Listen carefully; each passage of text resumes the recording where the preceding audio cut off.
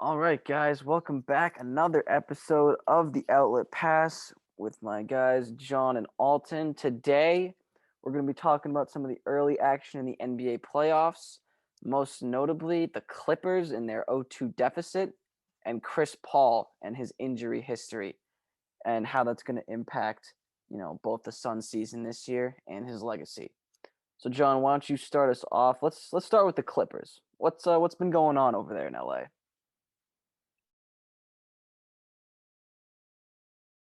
Well, obviously, my expectations for the Clippers have not come to fruition thus far. Yeah, so I don't know. I mean, I think just watching them, they don't look like they care that much. Like they're just like Luka, a lot of stuff he's getting was pretty easy. They're just like pretty easily like just really little resistance to switching. And I mean, this is a recurring theme with them. Obviously, the last year in the bubble they lost, and I don't know. I feel like right now like Kawhi might not stay the way they're like. If I was him, there's no reason to. I mean, the team's not really doing anything. I mean, I don't know if he was ever like that committed to the Clippers. I mean, just I don't know. I feel like this is not right now. The urgency doesn't seem like it's there, and I think that no matter how much talent you have, you're not going to win in this league without that. Yeah, I'll piggyback right off John on that one. Like, it just seems like the Mavs want it more, and more specifically, Luca. I mean, he's 22 years old. This is, in short, really like his debut. Like, I mean, this is the first time in the postseason, but like, it's time for him to show up and show out as a leader on this squad. And he's just been balling. Like the lackluster effort coming from the Clippers side is daunting, and it's very prevalent in seeing that the guys who are on the court, you're kind of gambling on whether or not they actually want to win. And I mean, you're seeing other contending teams like the Nets. I think a lot of people were questioning. That was my big reason I didn't pick them to win the title. Like people were questioning, are they going to have it? And they've so far. I mean, I'm a Celtics fan. I've been watching those two games. They've been ready to go. The energy's been there. They're playing good defense. Like they're locked in. And I think the fact that like a team like the Clippers, who have guys who've won championships, aren't, that might just be a problem within the organization overall. You Yeah, know, it's coming. I Oh, oh, sorry, you're Alton. good, Tom. You're good, Tom. Yeah, one thing I'm gonna say here, I think this is a bit of a referendum on Kawhi. I think we might have given him a little too much credit for winning that Raptors championship. And I'm not saying I was saying this from the beginning. I was all over Kawhi when he won that championship, but I think we're seeing that he's really not capable of being a leader, and being the guy that can get people to go behind him and go to war with him.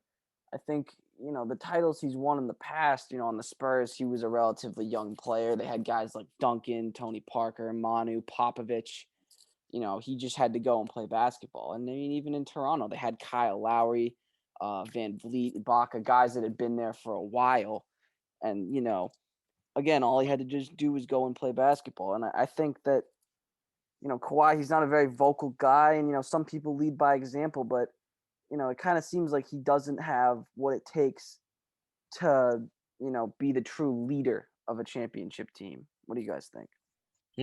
We've seen this before. Kawhi is no stranger at all to 2-0 deficits, and he's had to overcome in a lot of different playoff series, series, and this is something that's rare in the league. There's only been four times when a team has come from a 2-0 deficit. The 93 Suns, when they beat the Lakers, the 94 Rockets over the Suns, the '05 Mavs actually against the Rockets, and the 2017 Celtics over the Bulls. So in four times since the 1976 season has a team ever come back from a 2-0 deficit. Well, Those after odds are really, yeah, after losing the first two on the road, you mean, right? yeah. Yeah. Yep. So it's not like they're defending their home and they're coming back home. Now they're going to have to go away and play in a totally different atmosphere in a totally new place. They split the series during the season. I know that. But man, Luka's hot right now. His last game, he's coming off a 39-point performance, 7 boards, 7 assists on 5 of 13 3-point shooting. He's feeling himself right now, and the Mavs are ready to ride him out. And another thing, Rep, too, you mentioned they have to go on the road now.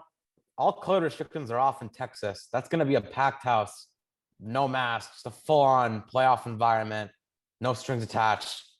That's going to be tough. I mean, that's just a typical 2 legitimate road playoff games. And it's a team that hasn't really been there in a while. So you know the crowd's going to be into it. That's a tough environment. This might not get back to LA. I would not be shocked if this is just a 4-0 sweep. I mean, just overall, I mean, on the Clippers, who is that guy, that vocal leader who's going to get everybody motivated and turn this around? Because obviously it's not Kawhi. Paul George doesn't really seem like that guy.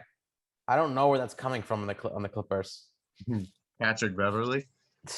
Might have to be Rondo. I mean, I don't know if that even counts anymore. Playoff Rondo, even playoff Rondo can overcome the Clippers curse. So Yep. I know it's interesting to see though, because I mean the Clippers are coming off debatably like one of the hottest shooting seasons in NBA history. They're leading the NBA in half-court offensive ratings. So it's like they had a good season. They were obviously getting some buckets. And then they're shooting less than 30% behind the three-point line in the first 2 games. And a team they should definitely at least be putting up more of a fight for. This isn't the Clippers team we thought it was going to be. I don't think it's a roster issue though. I think it's a well-built roster. They have guys who can pass the ball, guys who can shoot it, guys who can defend, like good big man. Like I don't think it's a roster, like the built to the roster. That's the problem. I just think the mentality on the roster is the problem. They just like watching that game. They don't look like they care that. Like there's not a lot of effort. Like just I think like a good example of this. How many times did Luka they just switch with no resistance, and Luka gets a mismatch without even working for it? And that's kind of obviously Luka's been great, but they did not make it hard on him at all. I mean, if they're gonna come back, they need a change in mentality. But like we've been saying that for like years with this team.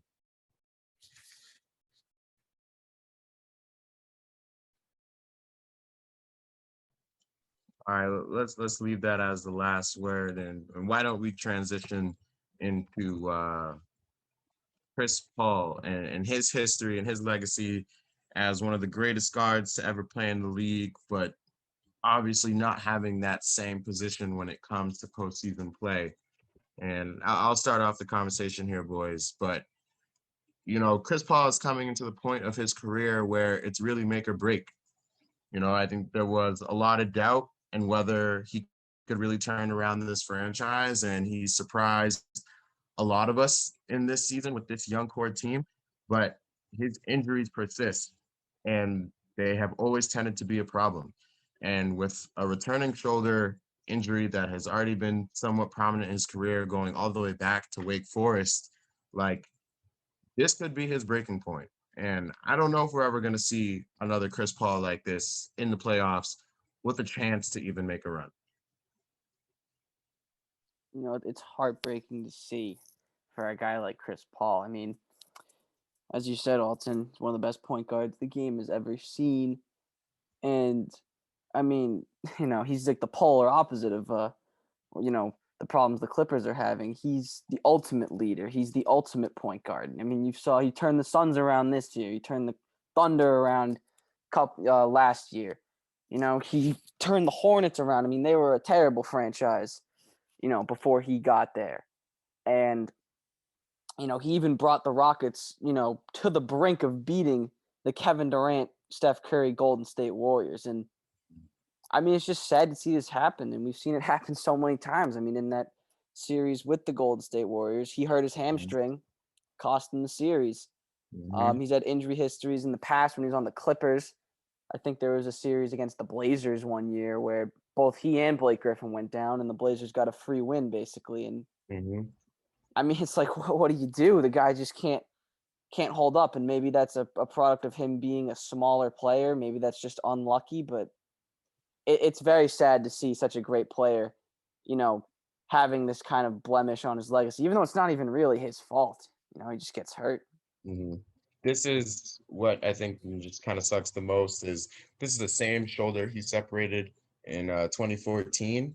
He missed 18 games for, and just having that reoccurring contusion, like it hurts. it hurts. I know a contusion is different than a separation, but the pain is still there. Like it's it's always there, and it hurts his team because he's a top facilitator. As much of a bucket getter Devin Booker is, he can't move the ball like Chris Paul. He just can't.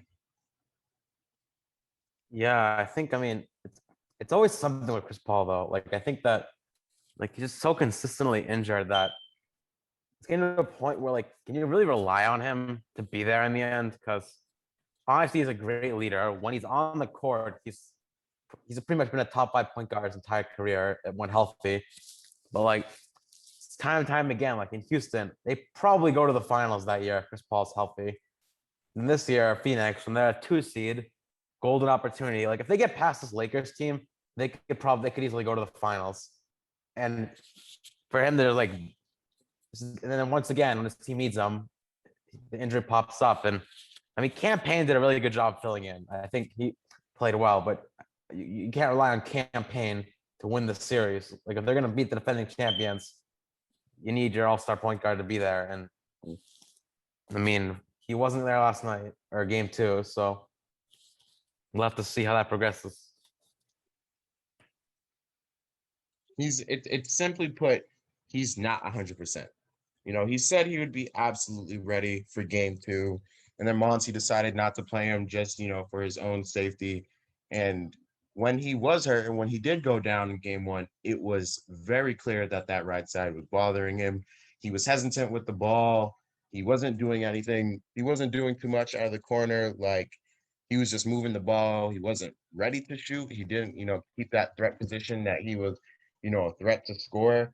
So this hurts him and it hurts him.